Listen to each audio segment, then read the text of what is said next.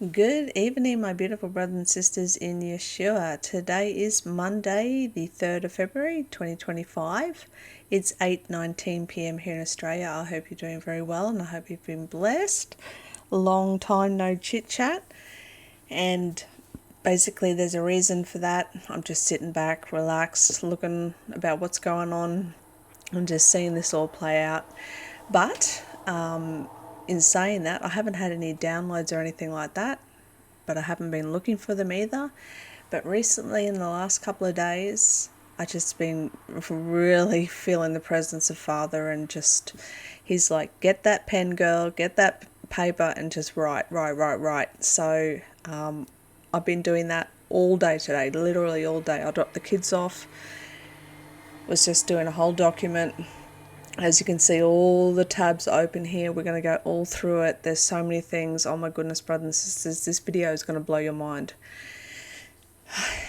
It's kind of one of those situations where, like, as you know, if you've been following me for years and years, for like since 2016, whatever, you'll know that none of my videos are ever scripted. I just literally just jump on here. I force myself a lot of the times to do this, but just like, you know, I'm just going to go for it. I'm just going to let Father lead. Let me, be the vessel. You speak through me. So I'm just going to go through all of my tabs that are open and my document that I have done here, which is like 13 pages of just info. Okay, so that's what's on the agenda for tonight's video. Okay, so before I even start this video, I just want to do a little bit of a life update.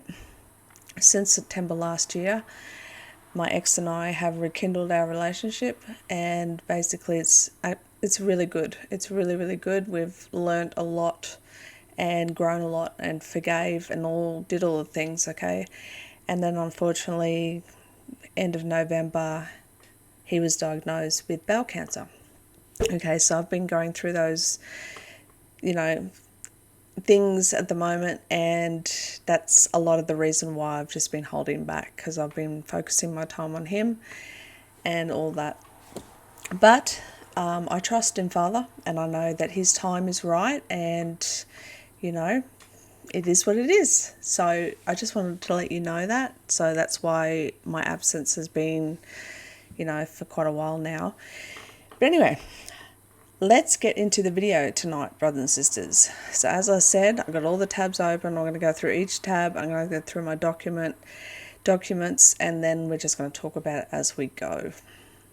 It's the easiest way I can do this. Okay, so let's go here. All right. We got my first one. And I'm not going to start with this one. Let's start with this one, The Matrix and the Terminator. Let's watch a couple of videos, let's chat about them, and then we're going to go into a real in-depth study, and I'm going to show you through scripture. And after this video, there should be no doubt about what I'm going to claim here. Okay, it's a big one. It's a huge one. I want you all to break free of Christianity. And just hold tight. I'm showing you the scriptures. Even Jesus wants you to do this. Okay, so let's do this together. First video we're going to watch is The Matrix and the Terminator. How did you come up with the Terminator? Take us there, and the Matrix. Terminator is the prequels to, or the beginning of the Matrix. Sarah Connor is actually Neo's mother. So JC, John Connor's Jesus Christ, grows up to be Neo, one and the same in the Matrix. The Matrix is in the future. The Terminator is the past. It's time travel, past, present, and future time travel. It's the second coming of the Christ, the evolutions of consciousness, man versus the machine. So the machines, the Terminator machines, hear that a child is going to be born that's going to terminate them in the future when they oppress man. Because see, it's a man versus the machine. It's God's children versus man's children, which was technology. So the Terminator has to time travel to the past because they know it's Sarah Connor, and they have to kill her, terminate her, so she won't have the baby. And Kyle Reese, he comes from the future to protect her, and he inadvertently gets her pregnant. And he has to go back to the future. And so it's the Immaculate Conception, because now she's pregnant and she fell in love with a man, but did it really happen? Did he exist? And then this child, when you see the three Terminators, the boy, and then the man child, subconsciously he doesn't know why the Terminator is trying to kill him until he's hidden out in the city, in the Matrix, the future. When he reaches 30 years of age, the rebellion, reloaded, revolution starts. And the rebels come and they find him because they've been watching him all along.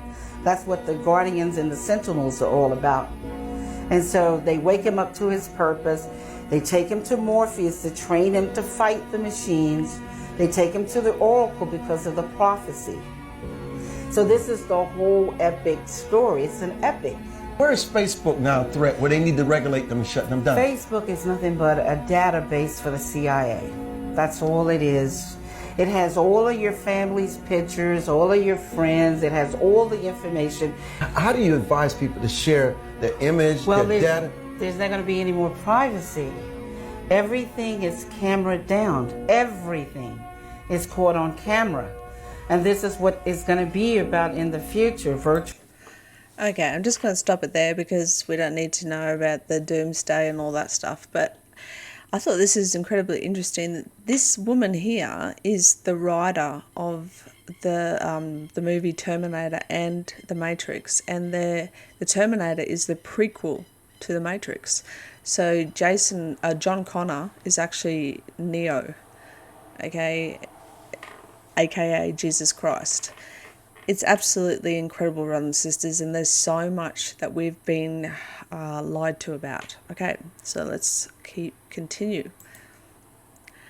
All right, like I said, this is going to be all over the shop. I'm just going to go from tab to tab to tab, okay, and we'll talk about it because I can't remember. I just literally just went and just wrote everything down that I needed to. So, what Ethiopia looks like. Okay, so we're like obviously told that Ethiopia is like this third world country, whatever. I just felt the need to share this video with everybody to see how much we've been lied to. Bro, can someone please tell me why this whole entire time I thought all of Ethiopia looked like this?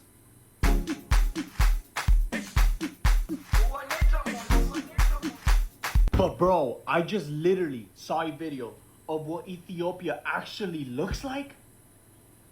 There is no way, bro. Somebody tell me this is fake. Someone tell me this is not real. I'm starting to think we're the third world country, bro. Let me show you. Jerusalem, ikayalami, ilondoloze, uhambe nami, zungangishilana. Jerusalem, ikayalami, ilondoloze. What the Okay, so the reason I just wanted to share that, brothers and sisters, is just another example of how much we've been lied to. And, you know, like this whole thing with like Facebook being, you know, banned and all that kind of stuff, and how everybody, sorry, not Facebook, TikTok was going to be banned and all that, and how everybody went over to Red Note, which is like some Chinese similar thing to TikTok.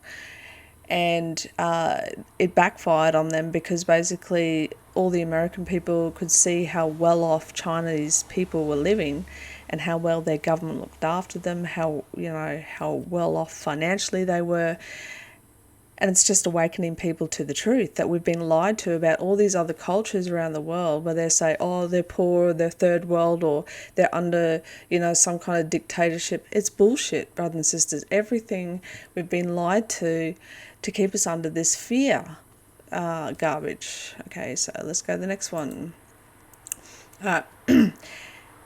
Here's just a drawing that I just did a couple of weeks ago, just when I was sitting outside, and I just thought I'd share it with you. I talked about this before.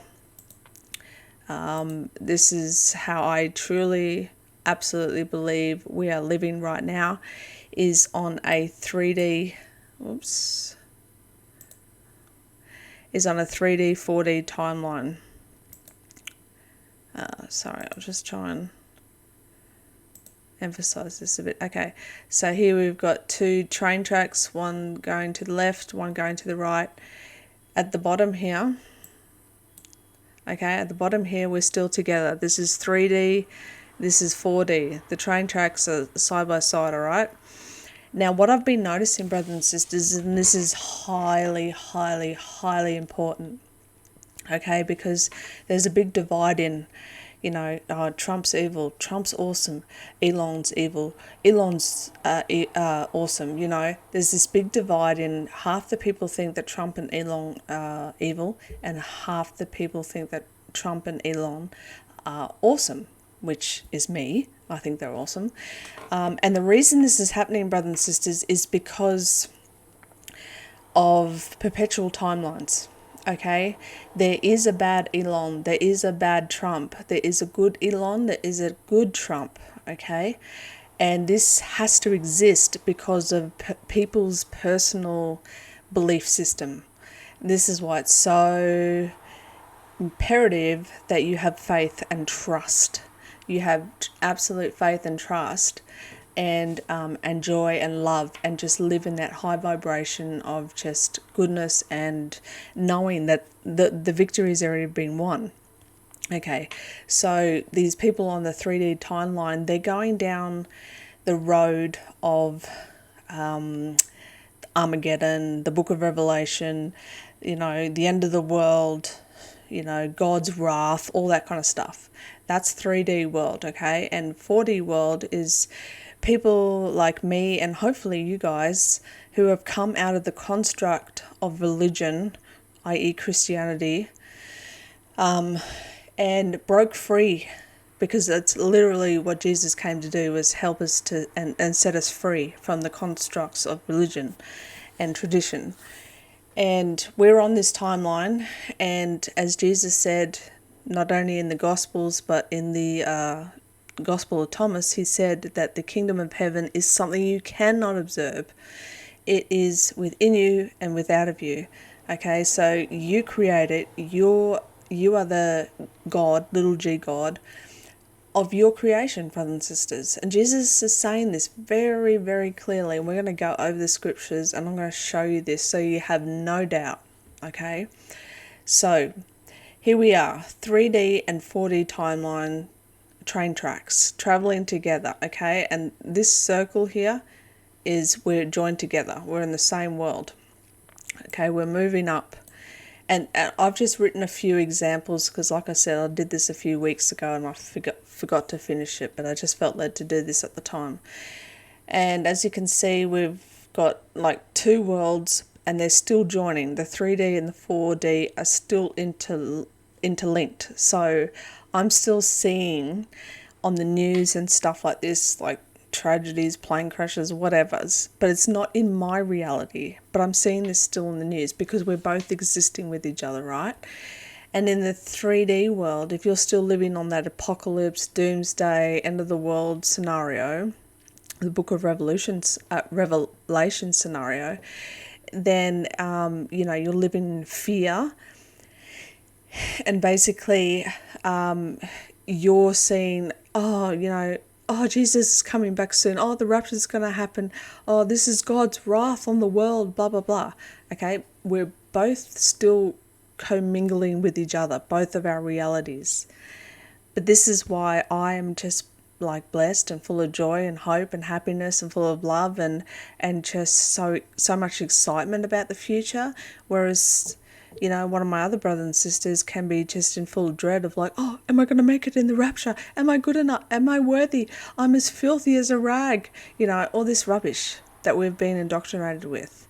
Okay, so as we move up, these train tracks are starting to like separate now. And the worlds, our two worlds, are now just touching. okay? And this is where we are right now. Our worlds are just touching, brothers and sisters.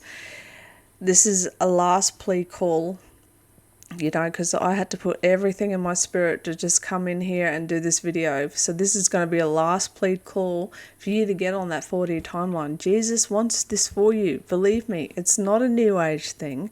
It's an old age thing. It's just an ancient, like, truth thing. Okay, so here we go. The worlds are just touching. Okay, and now we're going to separate into Trump being awesome and Elon being awesome, and Trump being bad and Elon being bad. So I've got some perfect examples here. Okay, we're going to start at the bottom. Right at the bottom, here's perfect example. In 3D world, in negative world, Elon creates the Neuralink, and Christians go crazy and say, oh, this is the mark of the beast. You know, there's a computer chip in the head. It's the mark of the beast. In 4D world, Elon creates the Neuralink, and he's widely publicized to say that he actually created this to heal paraplegic and blindness. Okay, and there's a lot of theories out there that he is actually Christopher Reeve, and which is Superman, right? And so anyway, as you know, Christopher Reeve had a terrible accident. He fell over the horse and, he fell over, he had a horse accident. The horse was jumping and he fell over the top of the horse and, like, you know, became paraplegic. Anyway, he's supposed to be one of the greatest humans ever. He's supposed to be really lovely, whatever. The theory is that's actually Elon Musk.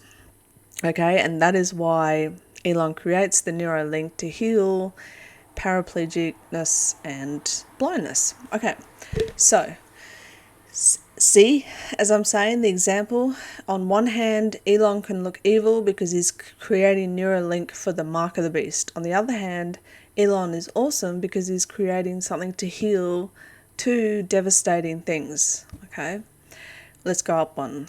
So on the 3D negative timeline, Elon creates Starlink for total control of the internet and media. Okay, believe me, I was there, brothers and sisters. Pardon me. I went down the whole Trump and Elon, the Antichrist and the false prophet thing, big time. And I even had a brother or a sister reach out to me in email today saying, can you please give me that video where you said Trump is the Antichrist and Elon's the false prophet? I want to share it with my friends. And I'm like, hold up, because, you know, my eyes have been open since I made that video. Okay, so let's get back to this. So Elon creates Starlink for total control of the internet and media. Okay, that's the 3D timeline. 4D timeline is Elon creates Starlink, which gives us free internet for all. Okay, and you got to remember when the LA fires or the floods, there was some situation, I think it was Florida. Anyway, you had floods in 2024, big time. And FEMA and whatever wasn't letting anyone go in there. And long story short, they weren't even letting private helicopter owners go in and help these people that were trapped. Long story short, Elon Musk sent in Starlink and gave everyone free internet so that they could get, like, you know, they could contact the outside world and get help. You know what I mean? This is what I'm saying, brothers and sisters. Elon is good and Elon is bad. It honestly depends on your perspective. It's as simple as that. It's really as simple as that. Okay, so next one, med beds. Okay, the med beds. I remember making videos a couple of years ago when I first found out about these med beds. I was like, oh yeah, these are the, you know, the mark of the beast beds where they're going to be like transforming our DNA and whatever. The good side of it, the med beds, okay, which are medical beds, they're like capsule type beds which you lie in, no pain, no anything, it's just frequency healing. There's 3 types of frequency healing. One is for disease, so any incurable disease that we have today, you know, 3 minutes gone. The second reason for the med beds is for anti-aging, so a 70-year-old can hop in, come out a 30-year-old. And the third reason is trauma, brothers and sisters, trauma. Okay, and this is where in the book of Revelation it says, that God's going to wipe away every tear, and there's going to be no more death, sickness, and no longer will you remember the stuff of old. Brothers and sisters, this is what this medbed, when it removes trauma from all these beautiful, blessed children all around the world that have been damaged by these evil scumbags, they're going to be able to go into these medbeds, release their trauma in 3 minutes, and have their memory wiped of all the evil that was ever done to them, and they're going to be perfect and healed. This, brothers and sisters, you have to see is why it's so important to look at the glass half full, because it is. Don't look at it half empty. Don't go down that 3D timeline, okay? Next one, crypto. XRP, created to distribute the evil's money to the world, okay? So in the negative 3D timeline, crypto and digital currency is seen as the mark of the beast, right? It's like the most evilest thing out. It's cashless society, that's the mark of the beast, blah, blah, blah. Brothers and sisters, no.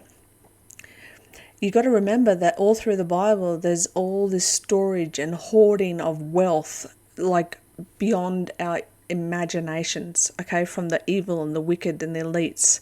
And it has been going on since day dot. All this wealth, brothers and sisters, has been stored up to the end, and it's going to be distributed to us all of Father's children. This is incredible, brothers and sisters, and this is why the digital currency crypto has been now implemented. The petrodollar, the fiat dollar, is non-existent as of January 14th, 2025, brothers and sisters. It no longer exists. It literally no longer exists, and we're now going into the new system, which is awesome, which is going to be run by XRP and XLM and all this stuff. And I'm only just learning little bits about this now. I'm in no way an expert. But to me, 2 years ago, I would have been terrified of this. Now I see how beautiful it is, because it's going to be able to be distributed. All the wealth from Solomon right back to, the days of Adam, whatever. All the wealth, okay, will be distributed to the world. No one will be of need anymore. This is where heaven on earth will come into play. This is incredible, brothers and sisters. Absolutely incredible. And here I just wanted to give a little, I suppose, social example. Okay, Snoop Dogg. Snoop Dogg actually premiered at Trump's inauguration, okay, in 2025. And people are like, what? Remember that episode? All those people who did all those videos about how Snoop, in one of his songs, he literally trumps, he literally takes him out in one of his songs. And people are like, oh, what? So, see, they're all in it together. Trump and Snoop Dogg are in it together, blah, blah, blah. Brothers and sisters, do you not realize how powerful and how wonderful our Father in heaven is? And that all these people, have the freedom and the right to be forgiven? And yes, it's a wonderful thing that they're coming over. Like, that all these people like Justin Bieber and who is it? Is it Kanye West and all that kind of stuff? They're all like writing gospel albums and all the things. It's wonderful. We should stop trying to, demonize it all the time. It's wonderful that these people have been woken up and the shackles have been taken off their eyes and they are now seeing the truth. And this, speaking of the truth, because I know that I didn't put any tabs up about this, but I'm thinking about it now. When Trump was inaugurated, he didn't put his hand on the Bible, and I thank my Father in heaven that he did not do that. And I was waiting for 2 weeks, earnestly waiting to see if he was going to put his hand on that Bible. And I was so thankful that he didn't. And he just proved to me that he is the best guy for the job and that he's literally sent by Father to do this work.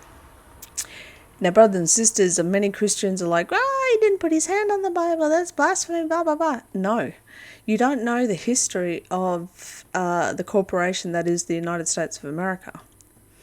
Okay, when the United States of America became USA, capital USA, became a corporation, okay, in 1776, all the things. What Trump did was brilliant. I'll try and put it in a nutshell because I'm not an expert at this, but the fact that he had it inside the rotunda, above that rotunda is 72 windows. Those 72 windows and the painting that's above that represents the 72 fallen angel elders, okay, the heads of the fallen angels, right? And by Trump not putting his hand on the Bible, because George Washington, I think it was it George Washington? Yeah. He put his hand on the Bible on an open page of Genesis 49, I think it was. Anyway, this is the whole reason that every president up until Trump and Reagan do their inauguration outside facing that obelisk. Okay, it's all a paganistic ritual, blah, blah, blah.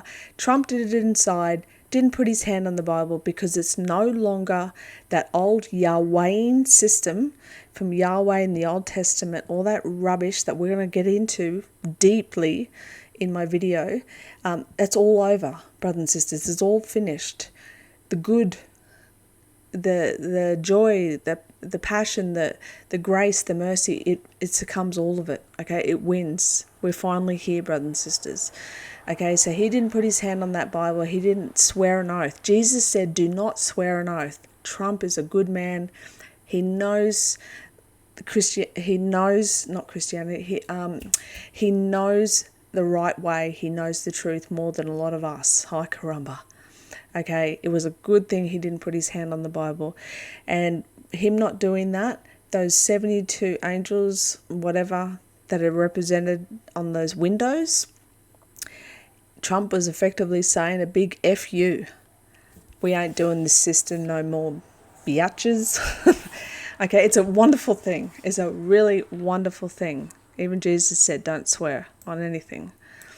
Okay, so I've got here the ultimate jubilee of wealth and unlimited resources. The new heaven and earth. Heaven is within Jesus 4D. Okay, and then on the 3D we've got the Masonic Judaic Revelation timeline, the 7-year tribulation. Okay, all those Christians who are living in fear and doubt and whatever, it even says in their book, Revelation book, that fear and doubt won't enter into the kingdom of heaven. So, you know, they have to tell you these things ahead of time. But I just wanted to wrap this all up with saying, brothers and sisters, I know it sounds like trippy or whatever it may be, but it is the simplest way that I can say this. Okay? This 3D and 4D timeline that is now separating, brothers and sisters. Separating.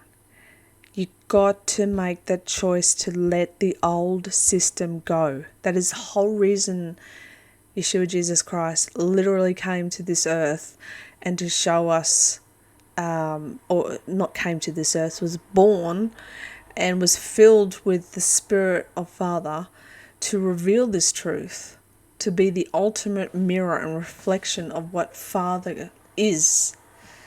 Love, grace, mercy, kindness, light, everything good, okay? And that was Jesus' whole mission. And that's what he came to set us free from, was from the matrix, the soul trap, the reincarnation soul trap, all of the things. Okay, let's get into it. All right, like I said, lots of tabs. I'm just going to go through it and we will talk about it as I remember why I saved these tabs. Alright, here's a big one which I was showing my mum and dad the other day, because I'm trying to tell them that the God of the Old Testament ain't our Father in heaven that Yeshua Jesus Christ calls Father. Okay, even Jesus said, you don't know me because your father is the devil and he's a liar and a murderer from the beginning. Okay, he was very clear on that. So I just wanted to make the note. I was showing my mum and dad. I said, look at this and use logic. Okay, in the Old Testament it says, and then went up Moses and Aaron, Nabad and Abu and 70 of the elders of Israel, and they saw God. They saw him. They saw the God of Israel, and there was under his feet, as it were, a paved work of sapphire stone, and as it were the body of heaven in his clearness. And upon the noble of the children of Israel he laid not his hand. Also they saw God, and did eat and drink. So I was telling mum and dad, I'm like, in the Old Testament it says that, like Moses and Aaron and like 70 other people, they went up and they ate and drank with God. They had dinner with him. And mum's like, no.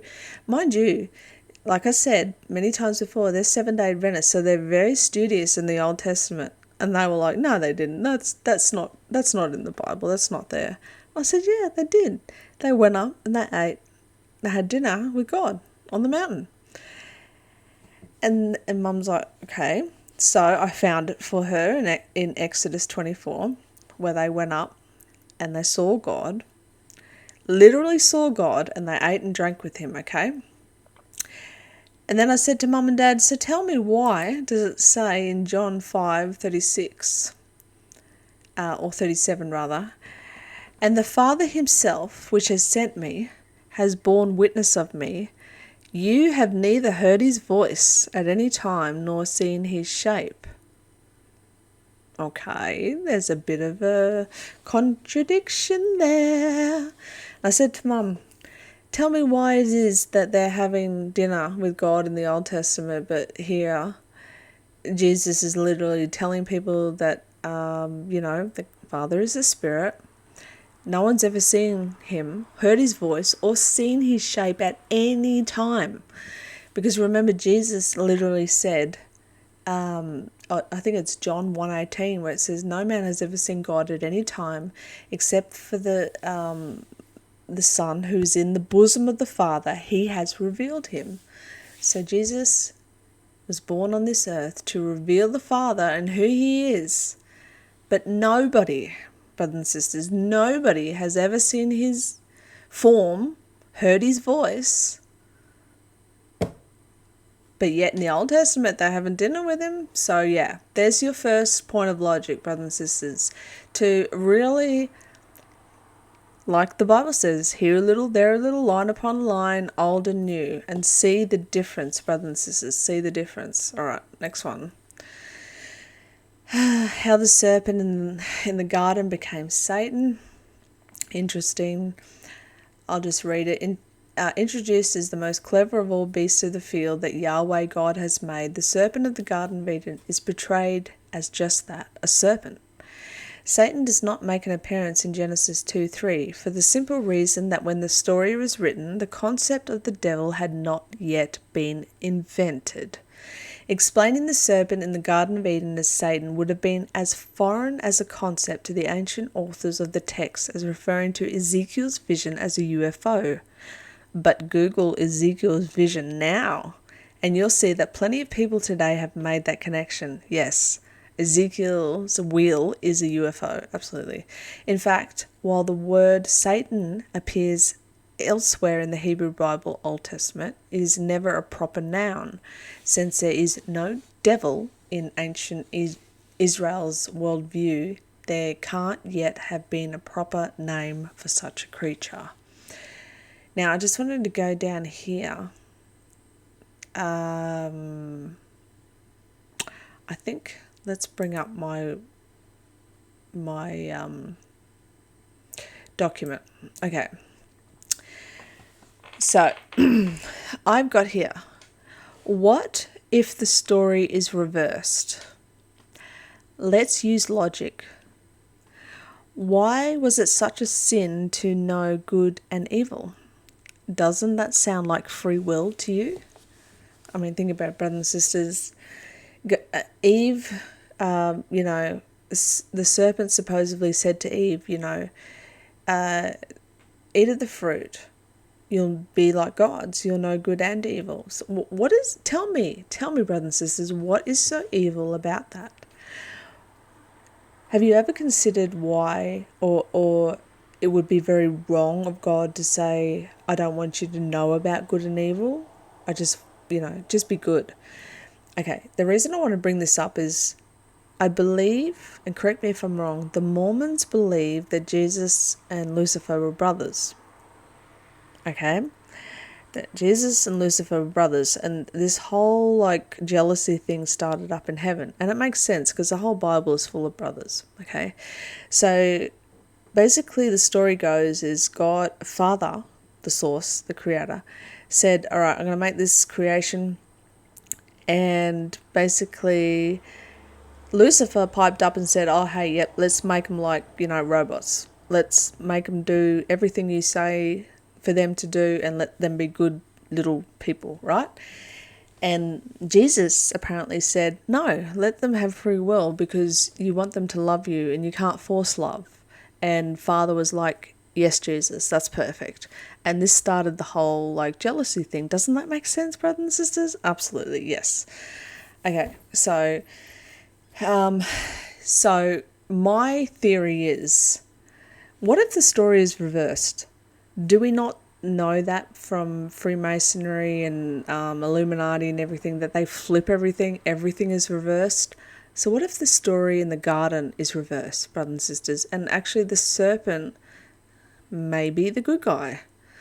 He was offering the free will, the knowledge of good and evil. And because you can be like gods, knowing both ways, and that way you can choose and have free will. Okay, so anyway, so what if the story about Enki and Enlil? Okay, Enki and Enlil, I'm going to tell you a little bit about their story, is if you can look at the Sumerian, I think, emerald tablets. I think they're the emerald tablets. So basically the story goes, I think I may have written the story down a little bit further, but I'll just go over it now. Look, I'm just going to read what I wrote, because I'm pretty sure I went more into depth later on in my document.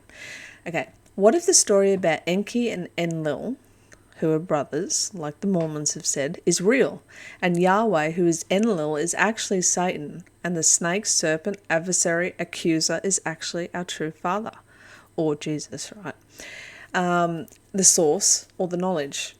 Okay, so just answer me this, brothers and sisters. Why is an animal sacrifice? Why was there an animal sacrifice? Because Adam and Eve wanted to know good and evil. So, okay, the church tells us Eve ate an apple. She gave it to her husband, whatever. They got punished so bad that Eve basically had to have pain in childbirth, have periods for the rest of her life, and so be the doom and gloom of women forever. Okay, and Adam had to toil and sweat and all the things. Why? Because they wanted to know good and evil? Because they wanted, because they were possibly given the choice of free will? Okay. Second question. Why was Abel's lamb sacrifice accepted and Cain's grain offering not?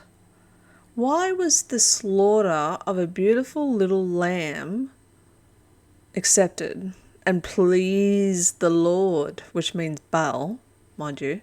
Okay, why does a sacrifice please the Lord, which is Baal? Why did the Ra elites, I just realized that the word elites is in Ra elites, so Isis, Ra, elites. Okay, why did the Israelites get so severely punished for asking for food and water? Okay, when we go to Numbers 11, okay, let's go.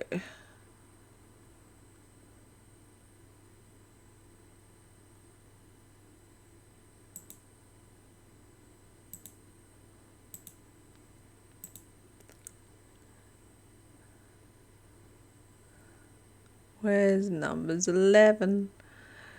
Where's Numbers 11? Okay, Numbers 11.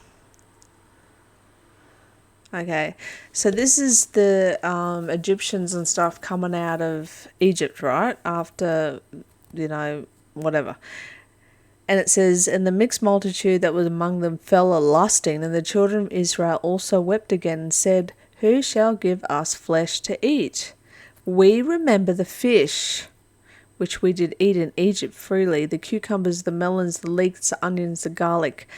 But now our soul is dried away. There is nothing at all beside this manna before our eyes. Okay, so they're like going, oh my goodness, I'm starving.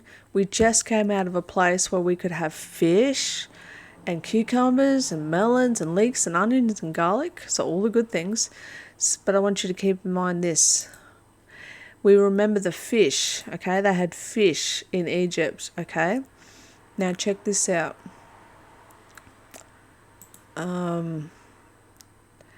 Okay, so they had fish to eat in Egypt. And then we go to the story here in Numbers 20. And the Lord spoke unto Moses, saying, take the rod and gather though assembled together Aaron the brother, blah, blah, blah, and speak unto the rock before the eyes, and it shall give you water. Okay, and Moses took the rod before the Lord. Blah, blah, blah. And Moses lifted up his hand, and with his rod he smote the rock twice, and the water came out abundantly. Okay, so a stone and water. Okay, a stone and water. And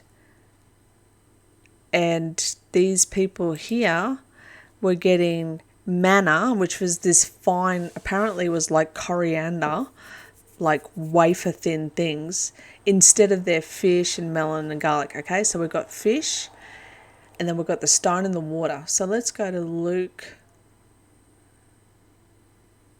11, and then Jesus says this, if a son shall ask for bread of any of you that is a father, will he give him a stone? Or if he asks a fish, will he give him a serpent? Brothers and sisters, Jesus is literally telling you who the father of the Israelites is, okay? Yahweh. And Jesus is saying, my Father in heaven would never do this. If you ask bread from him, Father will give you bread. If you ask water or for a fish, he will give you water or a fish, and he will give you much more abundant than that. I hope you're seeing what I'm saying here, brothers and sisters. Literally, Jesus is saying, what kind of a father is this that you guys had? You know, what kind of,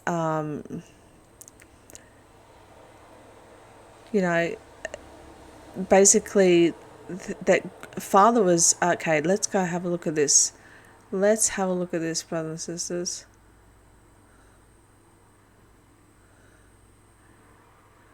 Give me 2 seconds. Okay, so again, I want to reiterate how cruel the God of the Old Testament is, Yahweh, which is effectively Satan, right? So these people are like, literally, they did everything that they were told. They came out, they left everything, they gave up all their jewelry, they gave up all their food, they're just having wafers and water. And so, and it says, and they journeyed from Mount Hor by the way of the Red Sea to the compass the land of Edom.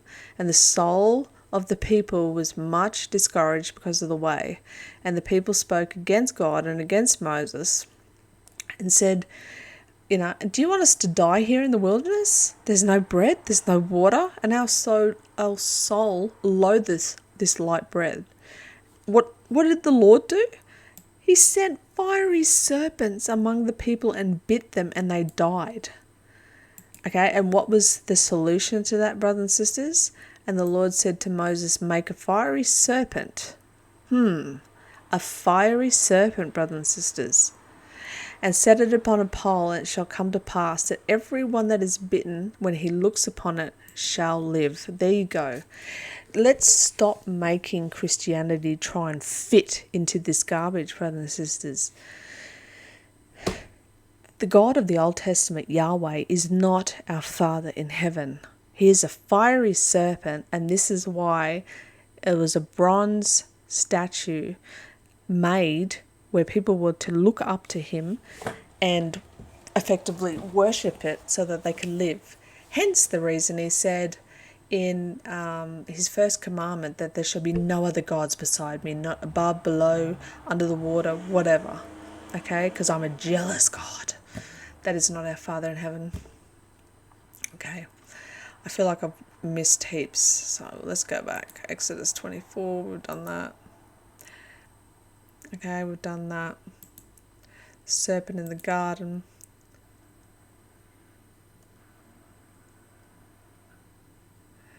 Alright, let's see what we have here. 2 Samuel.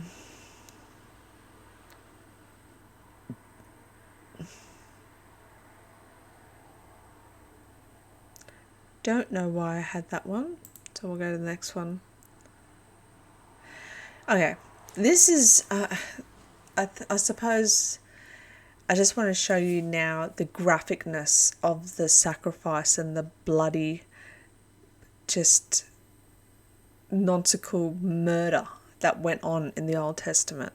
Did you realize that every day they sacrifice lambs, and every what do you call them, like holy feast, like Rosh Hashanah or the Feast of Tabernacle, all those things, that they were doing excess of like 200 plus animals killing? Like, yeah.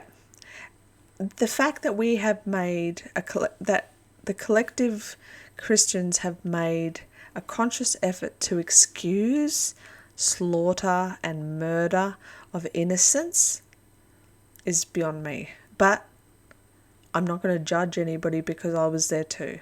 I excused it because I was like, it's God's right to do whatever he needs to do, blah, blah, blah. Okay, so here we go. Here's a perfect example of what I'm saying. Psalms 137, the last two verses. O daughter of Babylon, who art to be destroyed, happy shall he be that rewardeth thee as thou hast served us. Happy shall he be that taketh and dashes thy little ones against the stones. Oh my goodness, brothers and sisters. The graphicness of that. Okay, and it's all over. You have to look. It's all over the Old Testament. The amount of times that Yahweh demanded his people to go in and slaughter man, woman, and child, and even child in the womb, and obliterate them all, is just out of this world.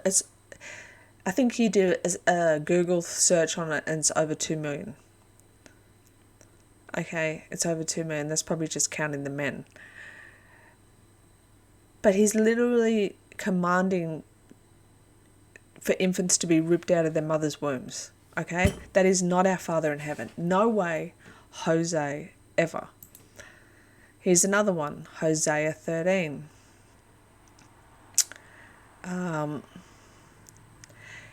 Here he says, Yet I am the Lord thy God from the land of Egypt, and thou shalt know no God but me, for there is no Saviour beside me. Therefore I will be unto them as a lion, as a leopard. By the way I will observe them. I will meet them as a bear that is bereaved of her whelps, and will rend and carl them of their heart, and I will devour them like a lion. The wild beast shall tear them. I mean, this is not our Father in heaven. Samaria shall become desolate, for she has rebelled against her God. They shall fall by the sword. Their infants shall be dashed in pieces, and their women with child shall be ripped up. There is no way in this earth that is our Father in heaven, brothers and sisters. If you want to defend that, we can't be friends. I'm sorry, we can't be friends. Okay, here's another example, okay? We've got this is pretty, okay. 2 Samuel 24. And again the anger of the Lord was kindled against Israel, and he moved David against them to say, Go number Israel and Judah. Okay, so here we are in 2 Samuel 24. The anger of the Lord was kindled against Israel, and the Lord moved Daniel, okay, to go number. Then we go to 1 Chronicles. And it says, and Satan stood up against Israel and provoked David to number Israel.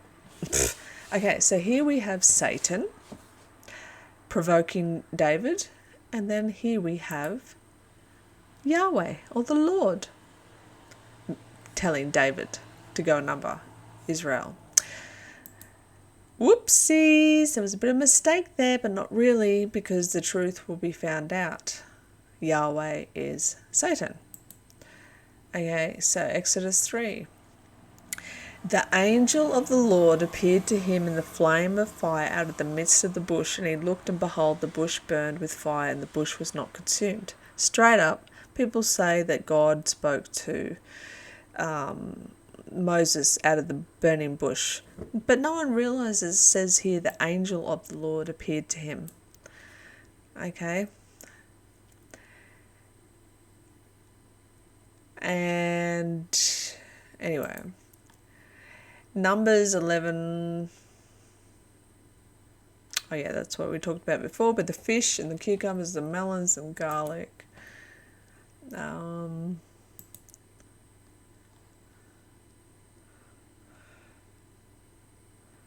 Yep, the Lord sending fiery serpents, and people died, and then they had to look up on a bronze. And funny that serpent of brass is the same thing that the medical industry uses to this very day. Okay, let's keep going. Ezekiel 28.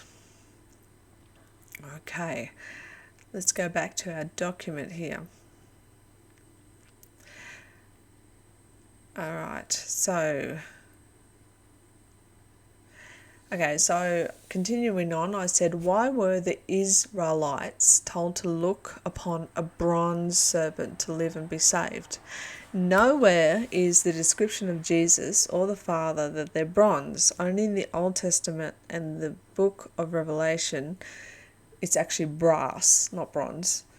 So we're going to have a look at the two descriptions of the in Revelation of Jesus, okay? And it says, his feet were like unto fine brass, as if they burned in a furnace, and his voice as the sound of many waters. Okay, look in Daniel 3:24.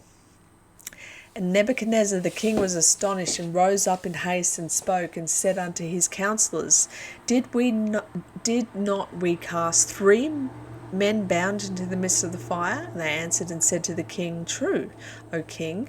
He answered and said, Lo, I see 4 men loose, walking in the midst of the fire, and they have no hurt and no form, and the 4th is like the Son of God. Then in Ezekiel 28:13 it says, he's talking about Lucifer now, you've been in Eden, the garden of God. Every precious stone was your covering, the sardis, topaz, the diamond, the beryl, onyx, the jasper, sapphire, emerald, carbuncle, the gold, the workmanship of thy tabrets and of thy pipes was prepared in thee the day that you were created. Thou art the anointed cherub that covereth, and I have set thee so thou wast upon the holy mountains of God, and walked up and down in the midst of the stones of fire. All right. So as you can see here, this is Lucifer's covering. Let's bring this up a bit. Can I make this bigger?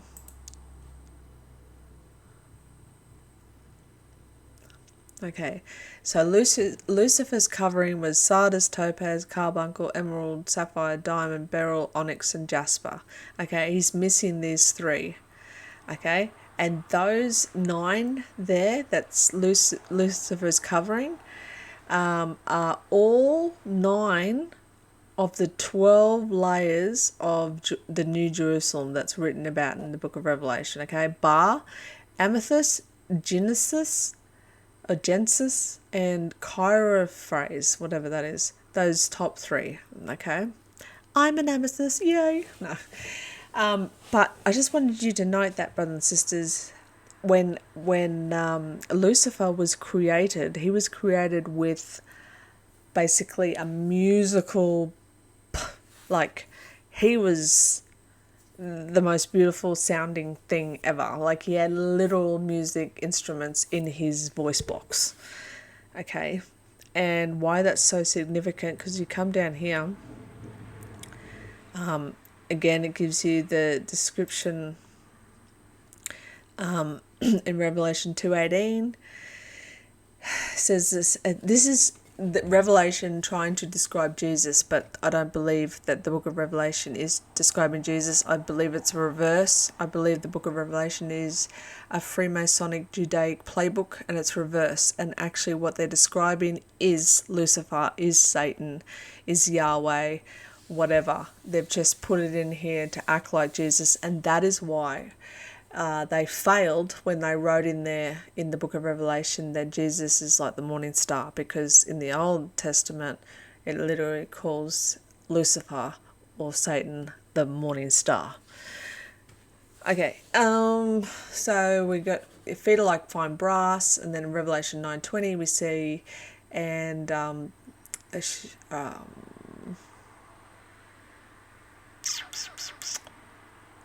and Moses made a serpent of brass, yeah, blah, blah, blah. So we've got it. The fact that Jesus is supposedly depicted as having legs of brass and eyes of fire and all this kind of stuff. No, brothers and sisters. That is describing what Yahweh looks like, because you have a look in the Old Testament, Yahweh is described as having fire and steam and smoke coming out of his nostrils, and that he flies around in mountains. It's a dragon, brothers and sisters. It's all there for you to see very easily. Okay. Okay, look what happened to Solomon when he... I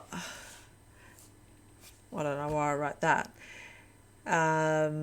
Okay, so look what happened with Solomon. You know the story of Solomon and how, apparently Yahweh said, I'll give you anything you want, whatever you want. And Solomon was like, I want wisdom. So... basically Yahweh gave Solomon wisdom, and guess what happened very, very shortly after the fact that Yahweh gave Solomon wisdom? Solomon turned from him. Okay, Solomon turned from him because wisdom, which is the tree of good and evil, which is the tree of knowledge, Solomon finally understood what Yahweh was about, and that he was not a true God. He was not the true God. And so, and interesting, it goes on to say that Solomon sold his riches to the Queen of Sheba for 666 gold talents or whatever it may be. And people go, oh, 666, that's evil. No, actually it's not. Man is made up of 6 atoms, 6 protons, and 6 neutrons. That is the number of a man. Okay, that's what we're made up of. It's not evil. Same with 13. It's not evil. Okay, it's just everything's been reversed, and it's just ridiculous. Okay, the Great Commission. Everything that Jesus said was in red. Okay, so I went through the book of Mark, because like I've said many, many times before, book of Mark, the words of Jesus are literally the only thing in the Bible that you can take for absolute truth. Go right into Google, say list of all of Jesus's words in the book of Mark. The book of Mark is the closest to the source as possible. That was the first gospel written.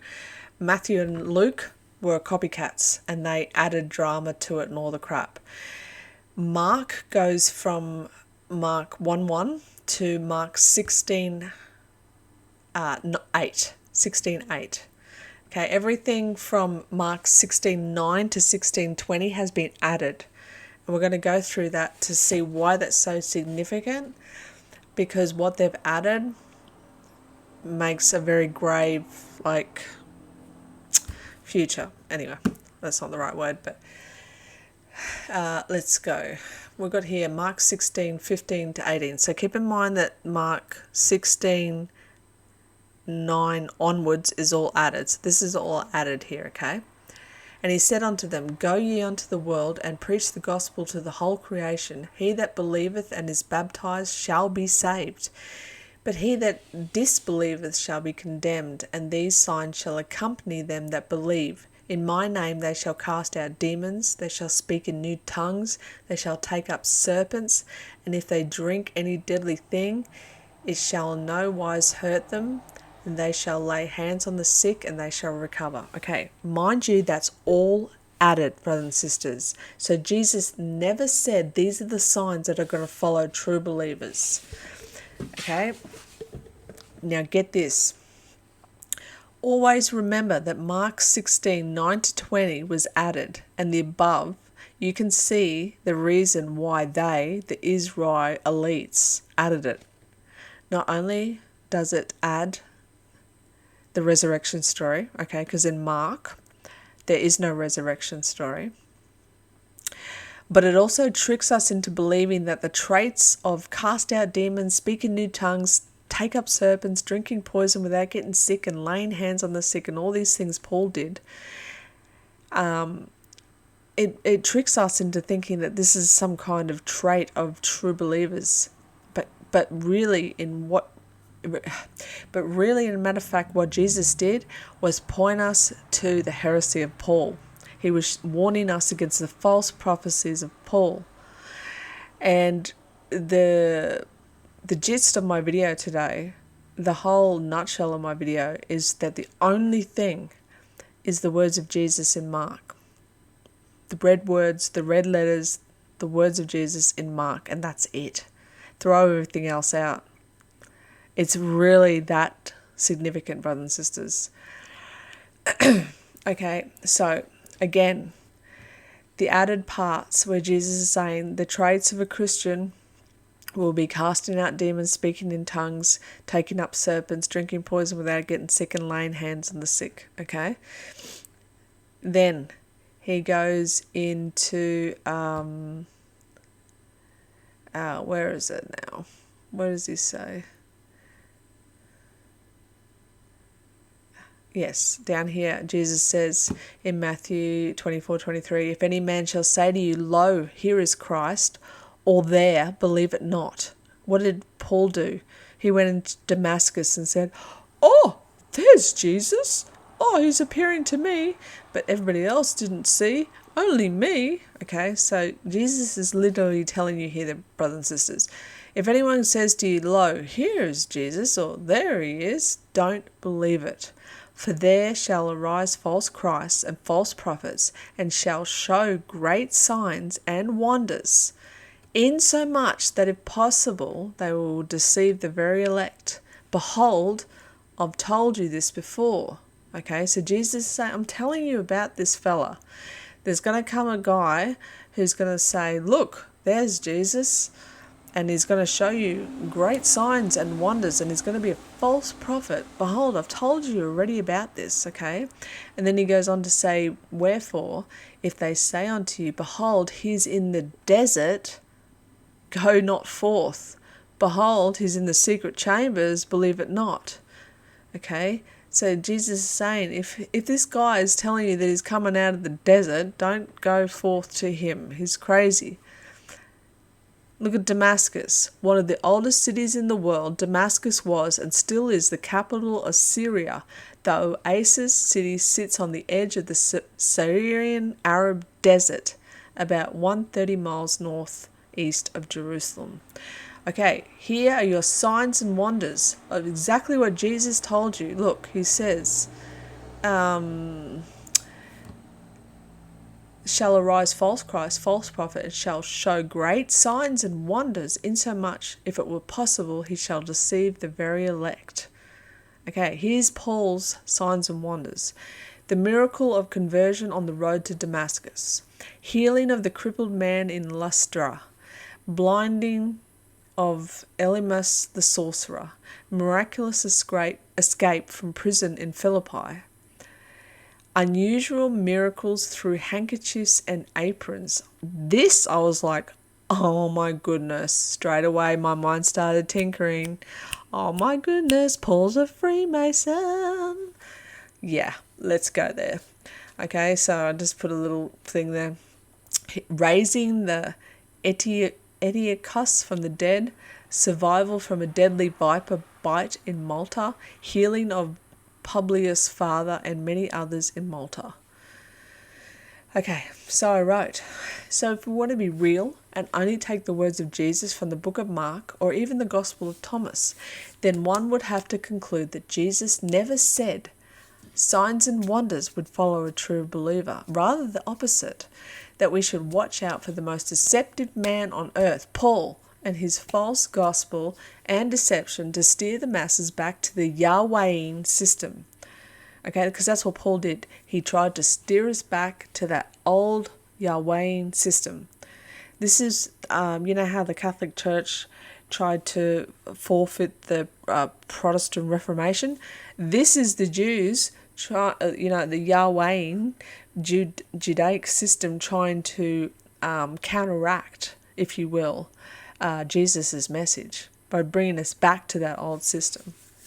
Okay, all we are to do is to love Father, Source, with all of your heart, soul and mind, and to love your neighbour as yourself, because we are all one, and we're all a fractal of Father, of Source, and Father is experiencing itself, himself, in all of us, and to gather every single experience known to humanity.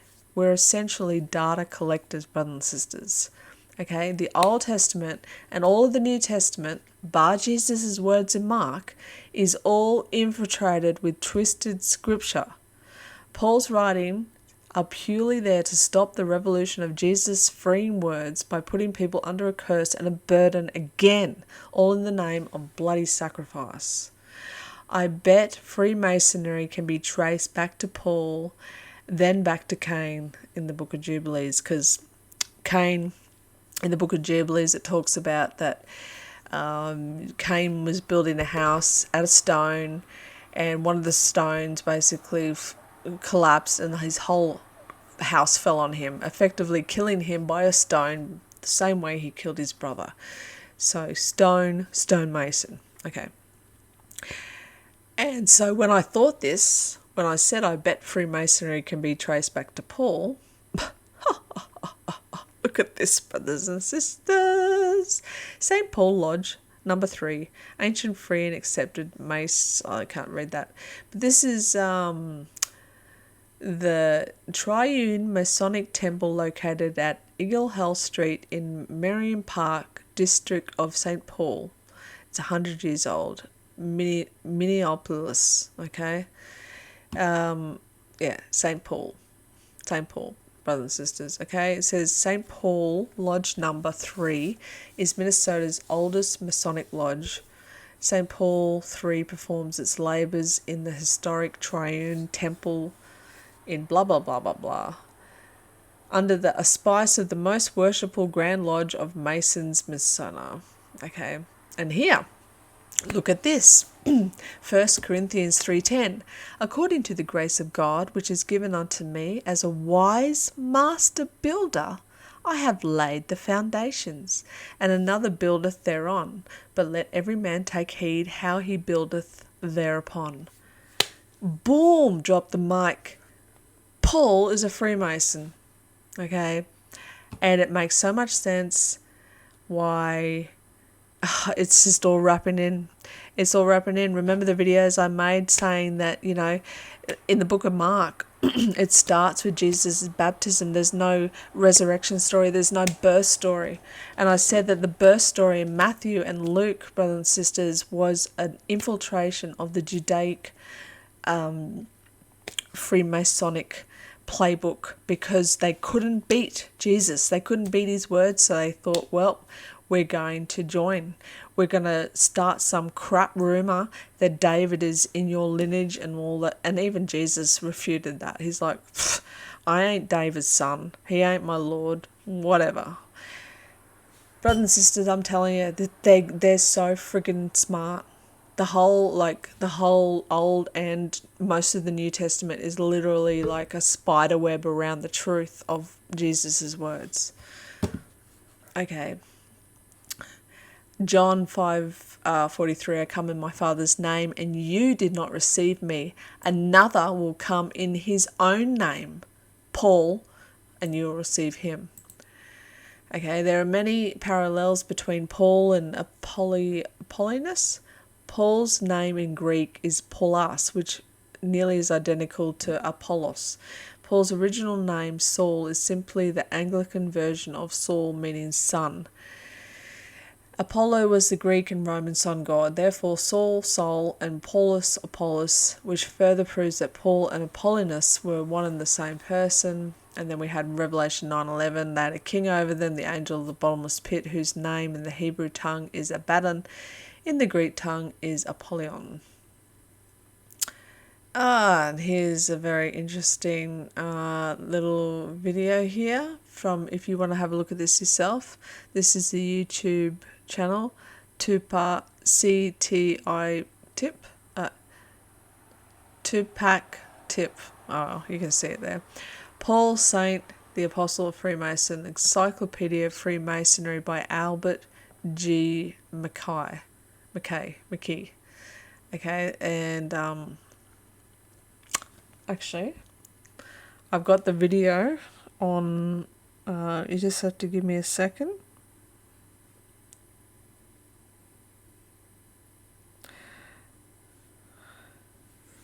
Thank you for joining Wars of the Roses. And this is Paul, Saint the Apostle of Freemason, from the Encyclopedia of Freemasonry by Albert G. Mackey. Paul, Saint the Apostle of Freemason. In the Transactions of the Lodge Quattro Coronati, Volume 1, page 74, there's a translation by Brother G.W. Speth of a paper by Brother Carl Hermann Tendler, a member of the United Lodges, zu den drei Schwertern und Astra zur grünenden Raute, in Dresden, at the Three Swords in Astria, and at the Blossoming Twig at Dresden. This brother claims that there are many not unimportant grounds of suspicion that Paul was a member of the Builder Society at Damascus, and a master thereof, perhaps even a chairmaster. His argument is principally based upon certain significant words found in the writings of St. Paul. For instance, the following statement is a fair example of his line of thought. The virtue which the Builder Societies impressed upon their members as the most edifying, the most conducive to edification, and which St. Paul recommends to Christian builders as the flower and crown of humanity, the highest aspiration of Christian Builder Societies, is agape, love, union in love. In his epistle to the Corinthians, amongst whom St. Paul worked and taught 18 months, the word is repeated 23 times. Most remarkable is the distinction, 1 Corinthians 8:1, between gnosis, wisdom of the mysteries, and agape, Christian union. Knowledge puffeth up, but charity edifieth, that is, the speculations of the mysteries induce pride, but the Christian union produces amelioration.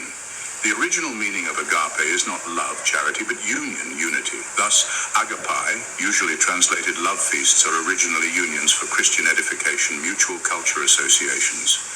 The constant use of all these words points to the supposition that St. Paul was a member of a Builder Society, Mason Lodge. In this sense, the fraternity of Masons is thus as old as mankind itself, and the most energetic and active apostle of Christianity was a Mason. The agreement of the principles of Freemasonry with those of Christianity can only be denied by the malevolent or those totally unacquainted with the craft.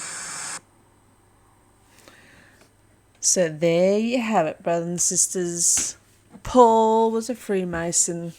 And, I mean, you know, I have shown you many times. I've got one here.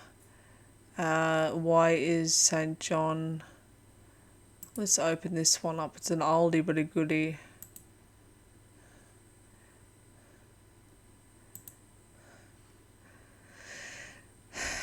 Why is St. John the Evangelist important to Freemasons? Brothers and sisters, all of them. Did you know that all of the like Roman churches and whatever, they were all gods, you know, Roman gods and stuff like that, and they just changed them into the apostles.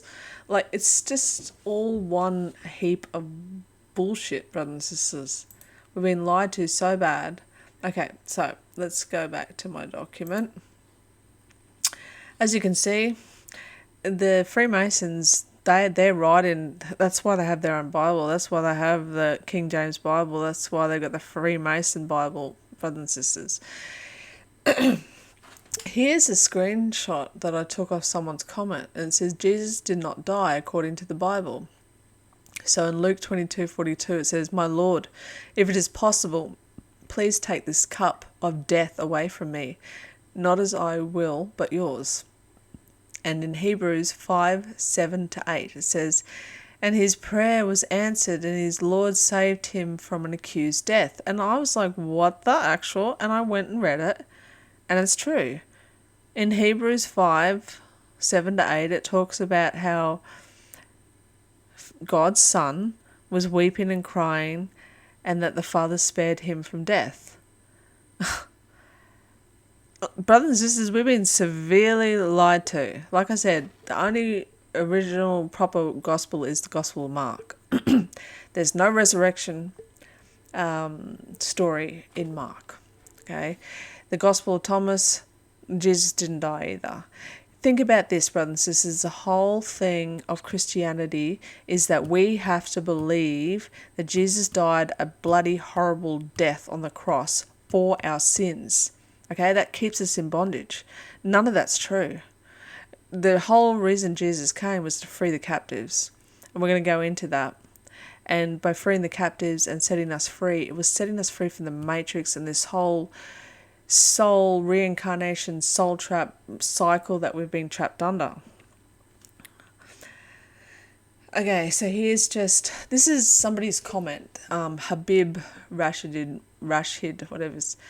He commented on Facebook under this picture, okay? And he said, did Jesus die on the cross? The Christians say he died on the cross, but we see, because he's a Muslim, but we see in the book of Hebrews 5:7 talking about whether or not Christ died on the cross or not. Please, I want you to listen to what the Bible says about whether Christ died on the cross or did he not die on the cross. Hebrews 5:7. Who in the days of his flesh, when he had offered up prayers and supplication with strong crying and tears unto him that was able to save him from death, and was heard in that he feared. Okay, so in the days of his flesh, talking about Jesus, when he had offered up prayers and supplications with strong crying and tears unto him that was able to save him from death, and he was heard in that he feared. Okay, in this verse it tells us that Jesus Christ did not die on the cross, who in the days of his flesh, referring to Jesus, he offered prayers and supplications and tears and crying to the only one God who can save him from death, and he was heard. So that's amazing. It's like we've never seen the Bible before, really. This is just... And this was interesting too, because he goes on to say, apparently this is literally what it says in the Quran, okay? And for their saying, indeed, we have killed the Messiah, Jesus, son of Mary, the messenger of Allah, and they did not kill him, nor did they crucify him, but another was made to resemble him. And indeed, those who differ over it are in doubt about it. They have no knowledge of it except for the following of assumption, and they did not kill him for certain. Yes, someone was indeed hanged on the cross that day in Golgotha, but that was not Jesus. So Allah said, those who are involved about the case of the death of Jesus, they don't have the exact knowledge of what happened to them because they followed conjecture, guesswork, fiction. They think they know what happened. Mark, Matthew, Luke and John, none of them saw the crucifixion of Christ. They were not there because Mark 14:50 says, during the most critical time of their Christ, all of his disciples forsook him and fled. Mark 14:50. Then all of his disciples deserted him and ran away. They ran away at the time they came to arrest Jesus. All means all. None of them saw what happened. All of them forsook them and fled. Where did they go? They went to a place called the Upper Room. That's where they used to meet, and that's where the disciples went to hide. None of them saw what happened on the cross. Agreed. None of them saw what happened on the cross. Okay, did you know this, brothers and sisters? This will blow your mind. Did you know that Paul was the son of Herod Antipas? The very guy that killed John the Baptist? Yeah, blow your mind, didn't it? I nearly had a heart attack when I found this out today. I was like, okay, yep, that seals it. That seals the deal. The whole Bible is infiltrated, except for the words of Jesus in Mark. The literal whole Bible is infiltrated. Paul was the son of Herod Antipas. Okay, the very person who killed John the Baptist. So you don't think there was an agenda there, brothers and sisters? Okay, that Herod, that Paul, who was Saul, who was brutally murdering all the Christians, and there's so many documents I have here about how there was no way he could go out and do that unless he had royalty family that gave him the permission to do so. Here we go, some more comments about going back to, the fact that Yahweh in the Old Testament is killing children in the Bible. 1 Samuel 15:3, destroy, spare them not, slay both man and woman, infant and suckling, ox and sheep, camel and ass. At midnight the Lord struck down the firstborn of Egypt.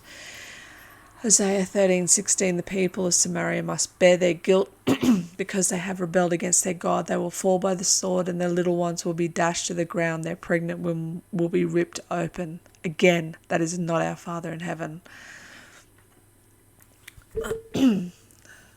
Okay, as the people of Israel passed through the wilderness and drew near the land of the promise to their ancestors, God commanded them to slaughter the Canaanites who dwelt there. You must destroy them totally, God demanded. Make no treaty with them and show them no mercy. Our Father in heaven, brothers and sisters, is all about mercy. That's who he is love, light, mercy, peace, hope. This is not our Father in heaven. Okay, and then I was questioning, hey, is Paul, who was called Saul, is he King Saul reincarnated? Okay, because when you read all about King Saul, far out, man. I'm telling you, these people, they just reincarnate themselves. Okay, Saul among the prophets. Here again, okay, at last of these, Saul will be met by an ecstatic group of prophets leaving a high place and playing the lyre, tambourine, and flutes. Saul encounters the ecstatic prophets and joins them. Later, Saul sends men to pursue David, but when they meet a group of ecstatic prophets playing music, they are overcome by the Spirit of God. Yeah, right. Okay, the fact that there's, the tambourines and the flutes, okay, that's all Satan, right? He loves the pipes, the organs, the flutes. His voice is beautiful, right? Psalms 154, praise him with the timbrel and the dance, praise him with stringed instruments and organs. Okay, David danced before the Lord with all his might, okay? It's not, the Lord is Baal, okay, Satan. Okay, isn't Satan made with pipes, the head of the heavenly choir? Ezekiel 28:13. You've been in Eden, the garden of God. Every precious stone was your covering: the sardius, the topaz, the diamond, the beryl, the onyx, the jasper, the sapphire, the emerald, the carbuncle, the gold. Okay, the workmanship of thy tabrets, of thy pipes, were prepared in the day that you were created. 1 Kings 1:40, and all the people came up after him, and the people piped with pipes and rejoiced with great joy, so that the earth rent with the sound of them. Okay, here, this is what a tabret is, brothers and sisters, okay? It says, Yahweh himself created the tabret in the beginning of an adornment or worship, praise, and glory. We carry these instruments of worship to praise and magnify Yahweh as well.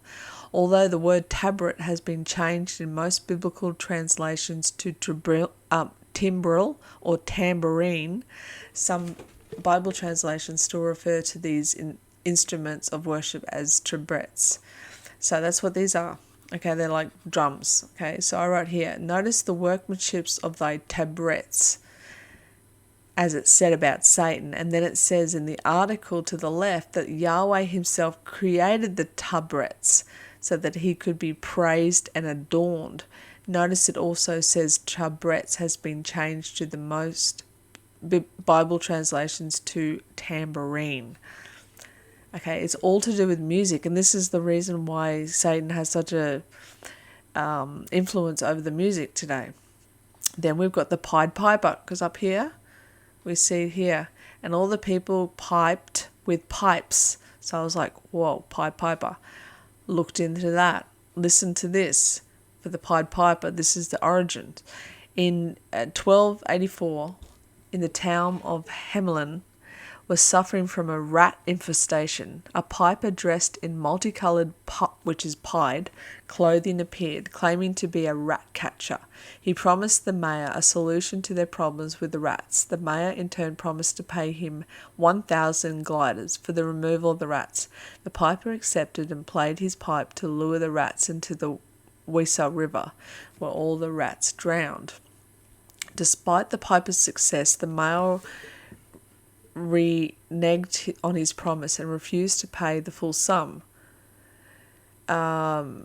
even going so far as to blame the piper for bringing the rats himself for an extortion attempt. Enraged, the piper stormed out of the town, vowing to return later to take revenge. On St. John's and I didn't even read that. On St. John and Paul's Day, while the adults were in church, the piper returned dressed in green like a hunter, playing his pipe. In doing so, he attracted the town's children. 130 children followed him out of the town into the mountain caves, after which they were never seen again. On St. John's and Paul's Day. Well, there you go. So, darkness and light. Again, Father is light. There's no darkness in light, in Father, okay, at all. He's light. He's everything wonderful and good, okay. But in Genesis 1:2, we've got to remember it is the Elohim, okay. In the beginning was the Elohim, and the Elohim created the heaven and the earth, okay. It was not our Father in heaven. It was the Elohim, which is plural, which is the Enki and Enlil, okay, all them.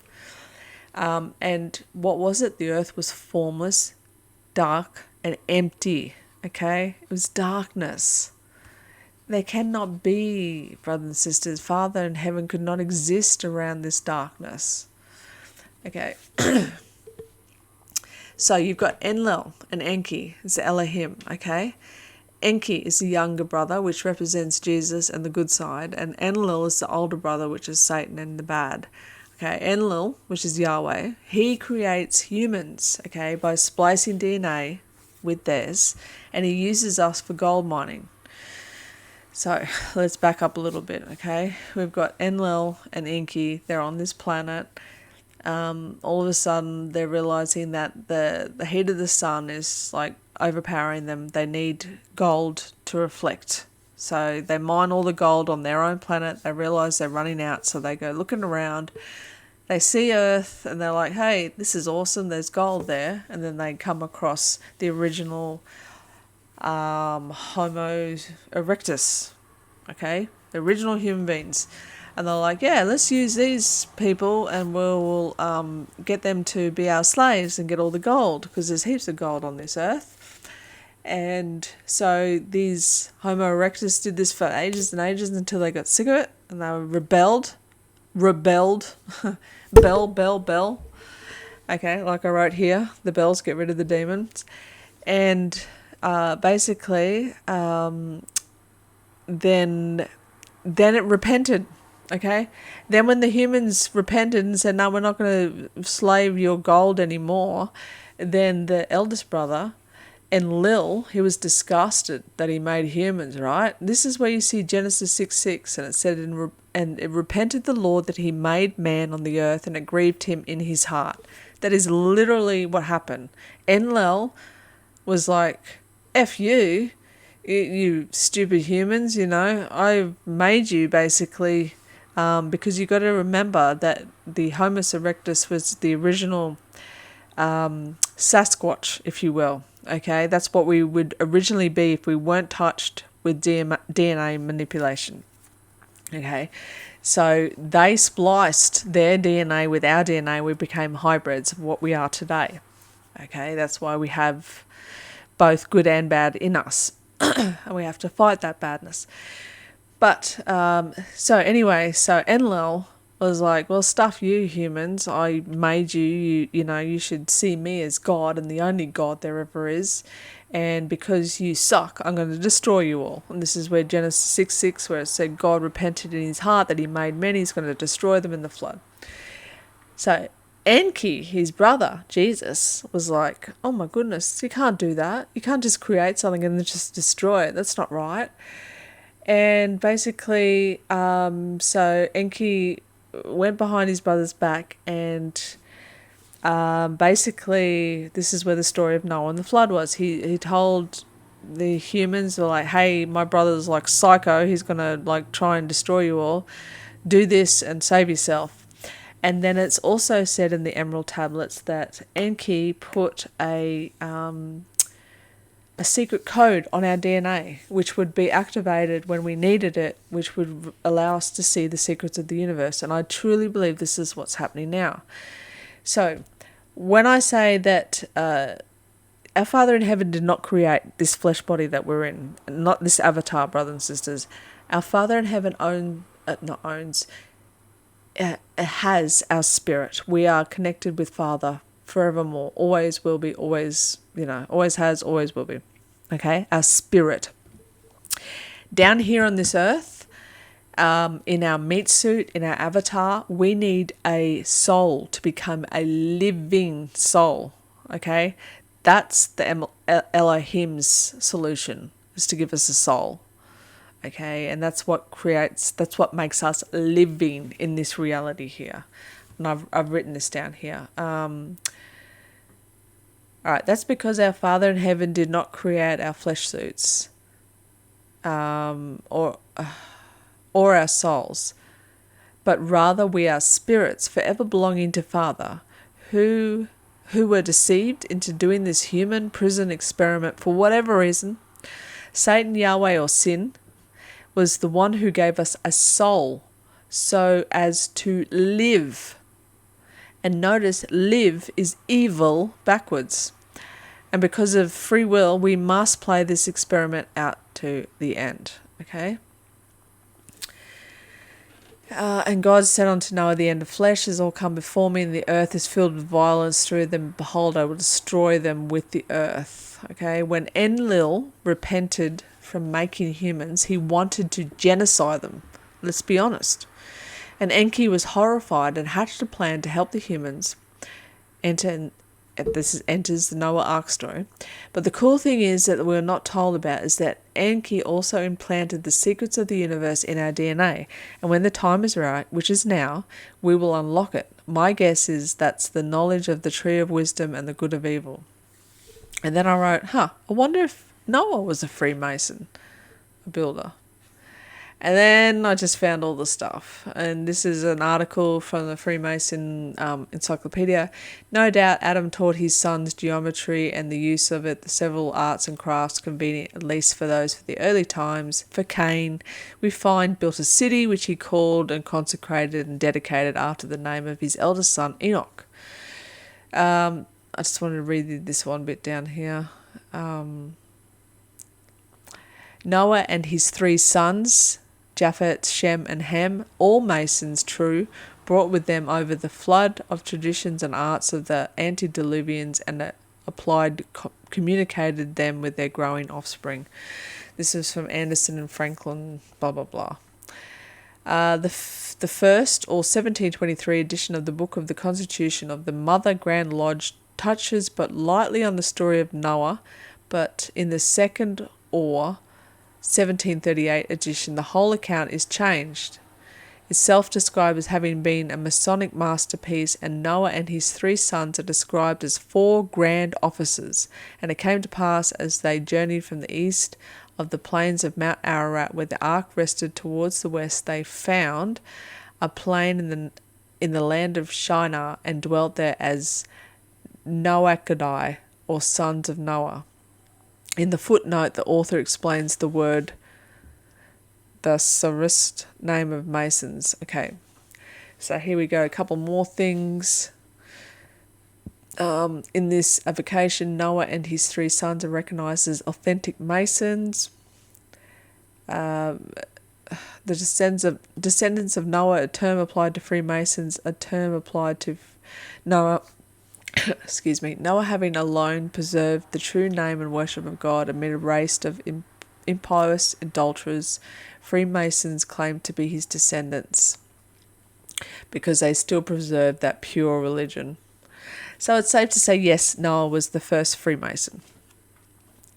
Okay, and I wrote here, Abraham's bosom, okay, was the original soul reincarnation trap. Hence the reason why Jesus preached and taught the people in prison, hell and abyss, and freed the captives. So remember when Jesus was on the cross, he died, and it was said he went into the ground, into hell, into Hades, and it was said that he went and freed the captives. So he preached to them, he let them know, he set them free, and he gave them the option, do you want to come with me? And they're like, yeah, boy, let's get out of this. And you can see this in the story of Lazarus, which happened a couple of days before his crucifixion, which is basically Jesus was implying that Lazarus is not dead, he's only sleeping. So I think I wrote this here, so I'll just read this, what I wrote. When Jesus said, I came to set you free, he was literally talking about being set free from the matrix soul trap. This is the last incarnation, brothers and sisters. Notice Jesus rises Lazarus from the dead and says, he is not dead, he is sleeping. Well, this was the first prisoner set free from the soul trap. Remember in the Old Testament it says that you go to the grave and know nothing? Well, Jesus freed us from that curse, and now we have access to the truth about heaven and the new earth, which is something we cannot create, which is something we can create and be in control over. Jesus even scolded the Pharisees about having the keys to the kingdom, but because they weren't entering in, they would stop everyone else from entering in too, which is in Matthew 23:13. But woe unto you, scribes and Pharisees, hypocrites, for you shut up the kingdom of heaven against men, and ye neither go in yourselves, neither suffer ye them that are entering to go in. Here's one more little picture here for where I just thought this was interesting because I've always loved this verse. Well, not loved it, but I've been very curious. For wherever the carcass is, there the eagles will be gathered. So I put that into Gematria and it gave me 4,419. And I just saw this one thing that matched, and I thought this is a 1 in a million thing. The same added value for wherever the carcass is, there will the eagles be gathered together, is Jesus didn't die for our sins. He was murdered for his teachings, religion, mind control. And I was like, damn, that's a impossible thing if I ever saw one. All right, let's get back to my things. What are we doing?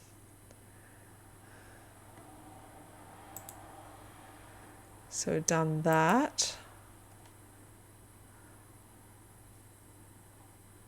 Okay, we've done the brass thing. What's this? Oh, okay. So I went today and made sure that this is everything Jesus said in Mark. Okay, red letters. So every single thing Jesus said is in red letters here. And I went through the whole thing. And there's so many things that are that I want to talk about, but it's getting late. But basically, okay, there's no Lord's Prayer in here. There's no Lord's Prayer. Let's have a look.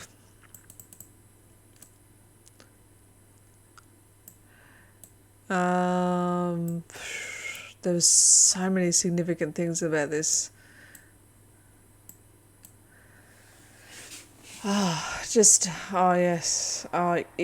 please go and have a look at this. Just type in the words of Jesus in the book of Mark. because there's so many things that are added in Matthew and Luke which are not in Mark, and it makes so much sense. You can really see what they're trying to do, trying to put the agenda in there. Was there something really significant in here? Well, all of it's significant. But yes, you need to read this, brothers and sisters, because you'll be like, what? Where is this part? Or where is that part? Or why isn't this part in here? Or why does it say this? And it's like mind-blowing. Okay, so anyway.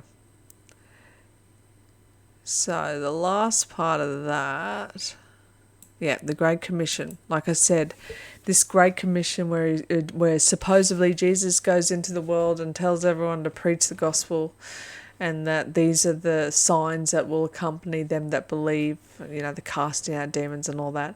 Brothers and sisters, that's exactly what Paul goes on to do.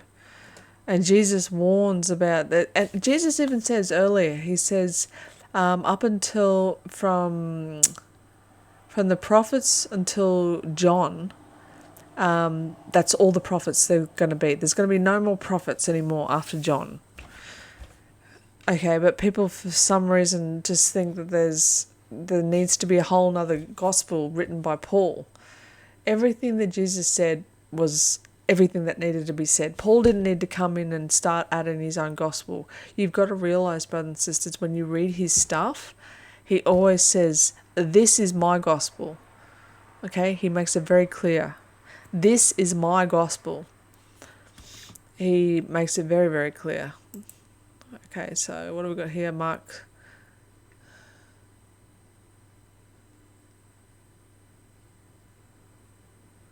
I was just having a look at the Greek. Oh, yeah. I was having a look for the words in Mark where it says, Matthew 24. Oh, was it?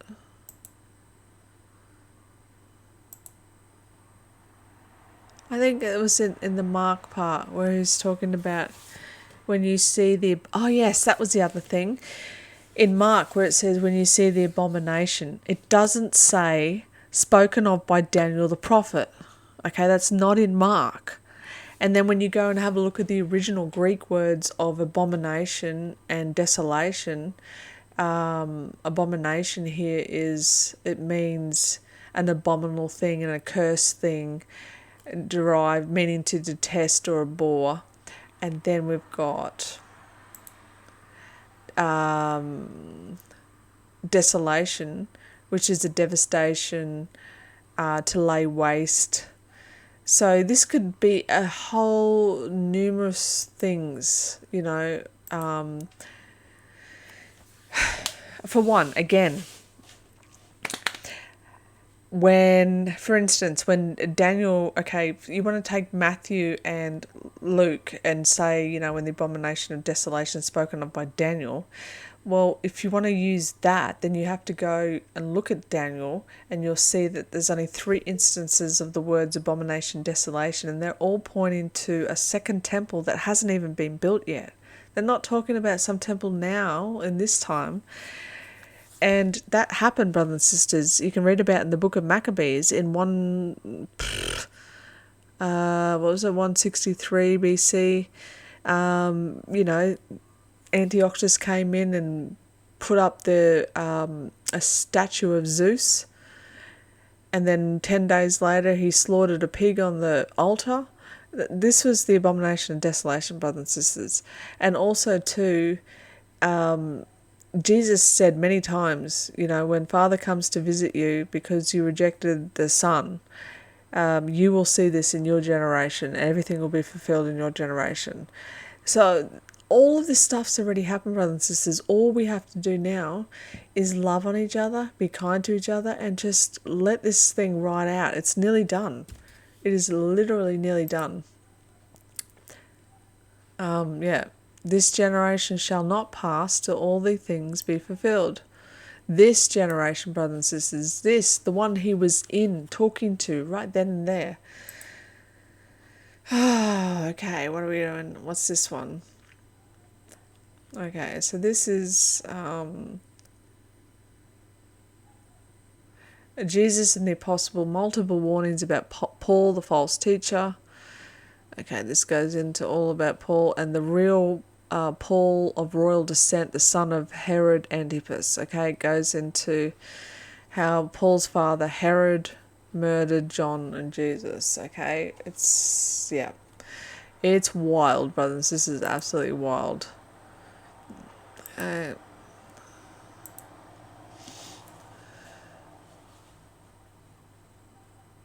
This is just when Paul's getting bitten by a snake.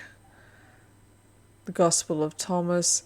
This is good. Check it out. Gospel of Thomas, 114 sayings. Beautiful sayings. Okay, beautiful, beautiful sayings. This is Q source. This is where Mark got it from.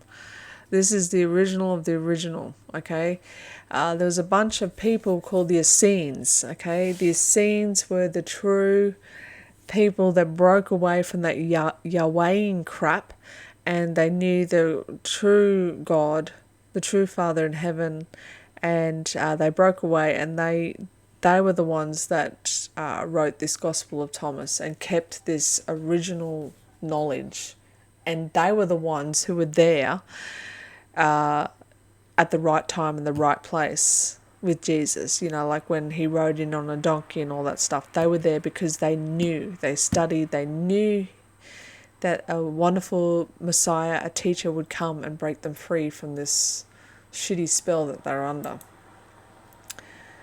What's this?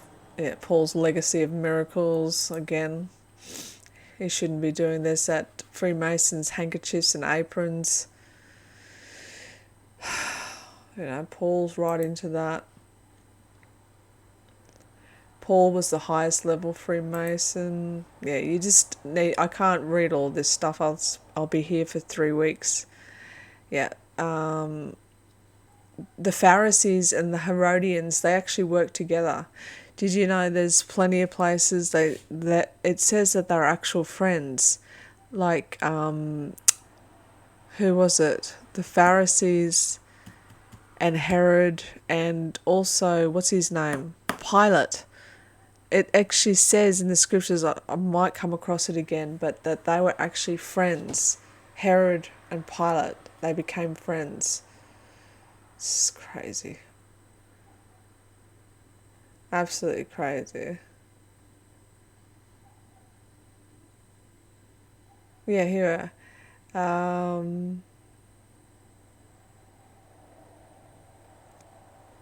Oh, well, it's here, and it also talks about Paul being his kindred. His kindred was, kingsman, was Herodian. Okay, Paul literally writes this, great Herodian, my kingsman. So he's telling him that that's his family. Okay, sent Paul out of the closet. Paul's sister's son, a Herodian. So this is all the ancestry lineage and stuff that prove that Paul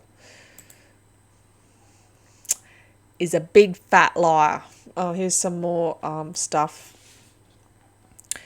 You know, when the Israelites were doing their plunders and murdering everybody and pillaging the village and everything like this, I just want you to note this. What are we here? Numbers 31 says half of the plunder was given to the fighting men, in total 337,500 sheep and goat, of which 675 were the Lord's share, and 36,000 cattle, of which 72 were the Lord's share, 30,500 donkey of 61, which was the Lord's share, and 16,000 virgin girls, of whom 32 were the Lord's share.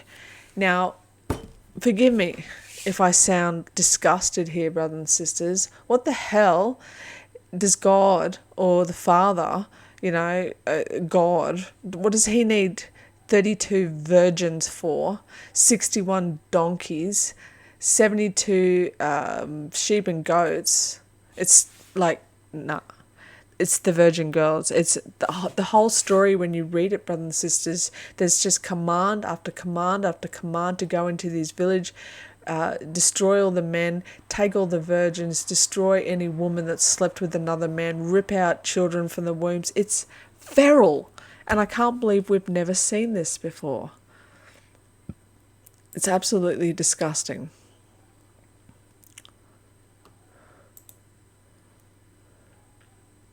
And this is Paul.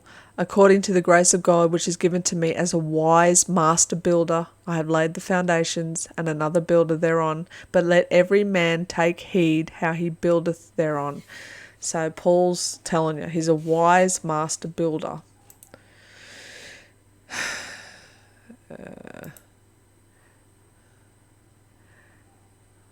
This is David. And the slaughter of David. It's like crazy town. Like even David himself just literally like stabs one of his, 2 ICs in the stomach because he didn't want, I can't even remember. Like apparently his crew didn't kill everybody, or they got some extra. They didn't kill him, but they wanted to give it to Yahweh as a sacrifice or whatever. And David got really shitty and said, "No, Yahweh said kill everything. Why did you save anything?" And they're like, "Hey, we just wanted to give your God something." And then David was like, "No, that's not what Yahweh said. Stab, stab, stab, stab," and just killed everyone. This is bullshit, brothers and sisters. I can't believe that we have lived this life for so long. It makes me angry. It really makes me angry. And this is just all about King Saul. And just how horrific he was. About the Tibret. Genesis 6. Alright. Well, it looks like I've come to the end of it. So, basically, I'm just going to wrap up this video I don't know. It's just been one long rant. But I hope that it gives you something to think about, something to research, something to study. Don't take my word for it. This is just me and my ramblings, but I hope that that I've been able to show you enough stuff for you to see that I'm not just pulling this out of my butt. It's literal. It's right there in front of us, brothers and sisters, and it makes so much sense. Like the truth, the whole truth and nothing but the truth is such a candlestick between a forest fire. Brothers and sisters, it really is. Like, and it makes sense too, that this tiny glimmer of light would shine through all this darkness. And it's all a matter of just like taking a breath in and letting all that religious bullcrap just flow out and realize that we've got to start thinking for ourselves. Because in the end, the only thing that matters is our Father in heaven, the source, the creator. That's all that matters. Absolutely all that matters. And that goodness, love, hope, joy, just live in it, brothers and sisters. Just live in it. I know it's hard. It's something that you have to learn by habit. And once you've got it in habit, it's wonderful. Everything will start to go your way. The whole world will be seen in a different viewpoint. But I really want to stress again before I leave about the 3D and the 4D. It really is, brothers and sisters, that simple. You need to get off that Armageddon religious Book of Revelation, Judaic Freemason script book that they're feeding you and keeping you in this trap with, because we are going into a paradise of just healing and wealth and it's just everything beyond our wildest imaginations. Imagine if the whole world had just an abundance of wealth. No one would ever steal, no one would ever kill, no one would ever lie anymore, because there'd be no need for. It would all be happy, we would all be healthy. The med beds, there'd be no more diseases. It just would literally be paradise on earth. And now with Robert Kennedy, fixing up all the the bad stuff in our foods and water and all that kind of stuff. Imagine if we left the earth alone for 6 months. It would recover to being perfect, pristine paradise in 6 months, very, very quickly, just like our bodies. Just believe, brothers and sisters, this is the new heaven, the new earth, the new paradise that we've been waiting for. We've just got to believe. You've just got to believe and receive it. It's there in front of you. Jesus has literally told you a million times, let your eyes be single. That's your pineal gland. Heaven isn't out there, it's within you. That's inside you. He couldn't make it any more clearer. Anyway, brothers and sisters, enough rambling for me. I should get to bed. I love you all. I pray that the Father blesses you. I pray that Yeshua blesses you. I love you so much. I hope this video has blessed you and it's given you something to think about. And I hope I have talked about all the topics I need to. I'm surprised I got this far. But I hope I haven't bored you. I love you so much and I wish you all the best, and I hope abundance of finances, blessings and wonderful things happen in your life, and health and strength and all the good things. And I love you, and I'll see you in the next video. Bye.